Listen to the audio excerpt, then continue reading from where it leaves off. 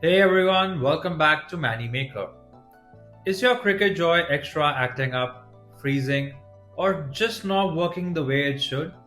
Don't worry, you're not the only one. Sometimes these machines just need a quick reset to get everything running smoothly again.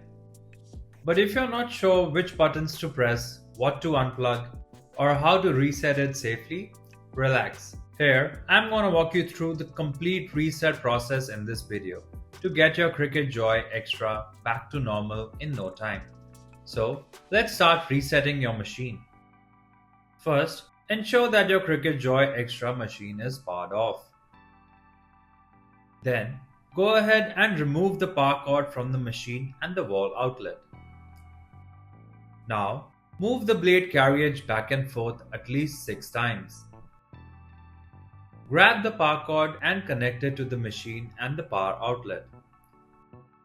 Finally, turn on your machine again and the reset will be complete. Thanks for watching. If you found this video helpful, be sure to hit the like button. For more easy to follow tutorials, don't forget to subscribe our channel.